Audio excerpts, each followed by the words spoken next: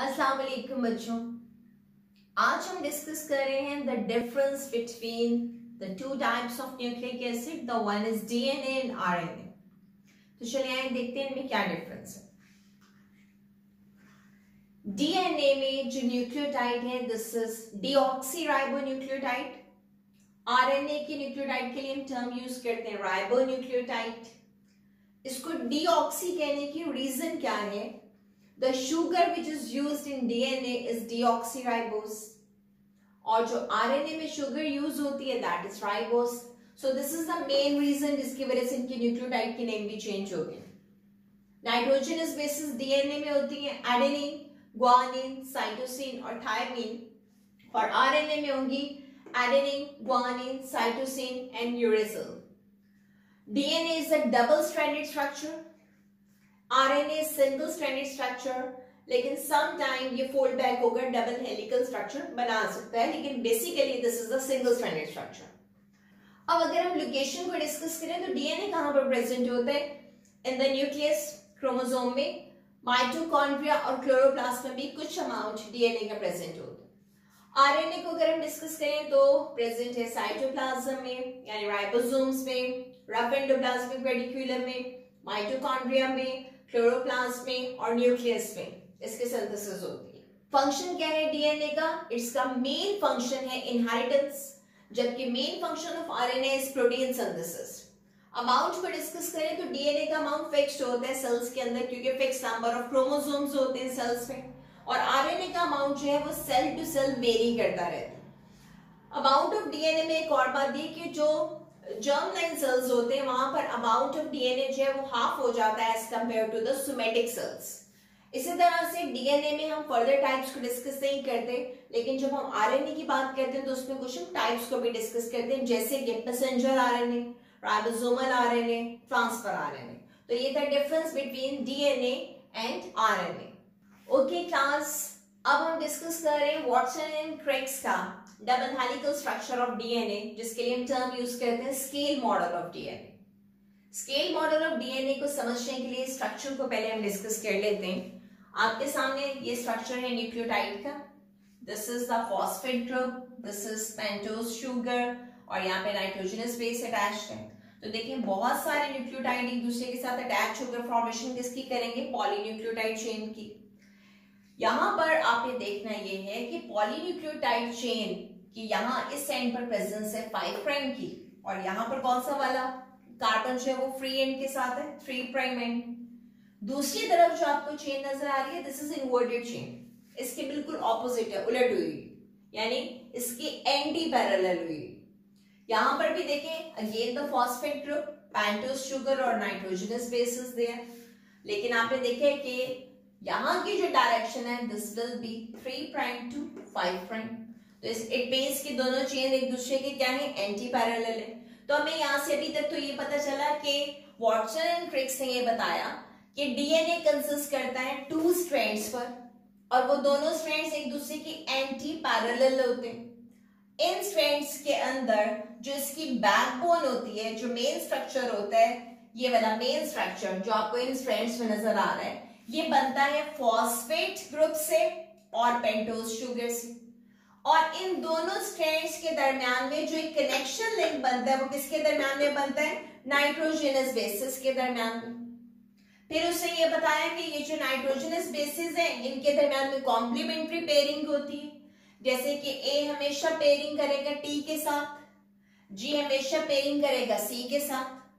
फिर एक और पॉइंट हमें ये पता चला कि ए और टी के दरमियान में हाइड्रोजन बॉन्ड जो बनेगा दीज आर 2 इन नंबर, यानी ए और टी के दरमियान में 2 हाइड्रोजन बॉन्ड्स बनते हैं, जी और सी के दरमियान में 3 हाइड्रोजन बॉन्ड्स बनते हैं। इसी तरह से जब हम इसी स्ट्रक्चर को अब यहां पर डिस्कस करें तो देखें 5 prime to 3 prime and 3 prime to 5 prime, ये 2 पॉलीन्यूक्लियोटाइड चेन्स प्रेजेंट है, जैसे कि अभी हम डिस्कस कर रहे थे। इन चेन्स का ये जो बैकबोन स्ट्रक्चर है वो किसका बना हुआ है? राइबोज शुगर और फॉस्फेट का। और आपको पता है कि जब भी एक न्यूक्लियोटाइड दूसरे न्यूक्लियोटाइड से अटैच होते हैं तो लिंकेज किसके दरमियान में होता है? Carbon number 3 and carbon number 5 के दरमियान में, और फॉस्फोडाइस्टर लिंकेज होते हैं। तो इट मींस कि जब चेन में फॉर्मेशन हो रही है या चेन में ज्वाइनिंग हो रही है न्यूक्लियोटाइड की, तो वो तो फॉस्फोडाइस्टर लिंकेज की वजह से हो रही है। और जब कभी भी दो चेन्स आपस में ज्वाइन हो रही हैं तो उनके दरमियान में जो इंटरेक्शन हो रहा है वो हाइड्रोजन बॉन्ड्स में हो रहा है, हाइड्रोजन बॉन्ड की वजह से हो रहा है। और वो हाइड्रोजन बॉन्ड किसके दरमियान में? नाइट्रोजनस बेसिस के दरमियान। इन्हीं ने एक और बात जो इस मॉडल के बारे में थी वो ये बताई कि इस पॉलीन्यूक्लियोटाइड चेन का जो एक टर्न है उसमें 10 बेस पेयर्स प्रेजेंट होते हैं और एक टर्न कंसिस्ट करता है 3.4 नैनोमीटर में। और अगर हम उसको एंगस्ट्रॉम में डिस्कस करें तो तब हम यूज करेंगे 34 डिग्री एंगस्ट्रॉम। यहां से हमें ये भी पता चला कि दो कंसेक्यूटिव बेसिस के दरमियान में जो डिस्टेंस होता है दैट इज 0.34 नैनोमीटर और इन दोनों स्ट्रैंड्स का जो डायामीटर होता है दैट इज 2 नैनोमीटर। दोनों स्ट्रैंड्स एंटी पैरेलल हैं, दो स्ट्रैंड्स हैं, एक दूसरे के ऊपर ट्विस्ट अराउंड हुए हुए होते हैं और एक की डायरेक्शन 5 प्राइम टू 3 है तो दूसरे की 3 टू 5 प्राइम होगी। एक टर्न के अंदर 10 बेस पेयर्स होते हैं और एक टर्न कवर अप करता है 3.4 नैनोमीटर। तो कंसेक्यूटिव बेसिस के दरमियान में 0.34 नैनोमीटर का गैप होता है। ये हमने डिस्कस किया about the scale model of DNA. Class RNA के बारे में हमने डिस्कस तो कर लिया कि आरएनए में जो शुगर है दैट इज राइबोस। इसके न्यूक्लियोटाइड का नाम क्या है? Ribonucleotide. This is single stranded structure, protein synthesis में हेल्प करता है। वो प्रोसेस जिसमें कि आरएनए की फॉर्मेशन होती है उसके लिए हम टर्म यूज करते हैं ट्रांसक्रिप्शन। इसके 3 टाइप्स हैं, messenger RNA, transfer RNA and ribosomal RNA. चलिए देखते हैं इनमें डिफरेंसेस क्या है। मैसेंजर आरएनए, आपको इसके नाम से आइडिया हो रहा होगा, it takes message from DNA और उस मैसेज को लेकर कहां पर आता है? साइटोप्लाज्म में। किसके पास? राइबोसोम के पास। ट्रांसफर आरएनए, इसके भी नाम से आइडिया हो गया होगा। ट्रांसफर आरएनए का काम ट्रांसफर करवाना है एमिनो एसिड जो साइटोप्लाज्म में पड़े होते हैं, ये वहां से एमिनो एसिड उठाता है और कहां पे पहुंचाता है? ट्रांसफर करता है राइबोसोम में।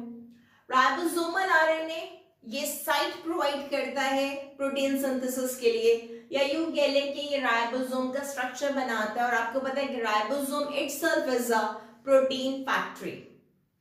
सेकेंडली, मैसेंजर आरएनए की सेल में कितनी परसेंटेज होती है? अभी हम डिस्कस कर रहे थे ना कि आरएनए जो है वो सेल टू सेल वेरी करते हैं। तो मैसेंजर आरएनए का अमाउंट तो बेसिकली डिपेंड करता है कि कितना मैसेंजर आरएनए जो है वो फॉर्म होना है, लेकिन यूजुअली इसकी परसेंटेज होती है 3 to 4%।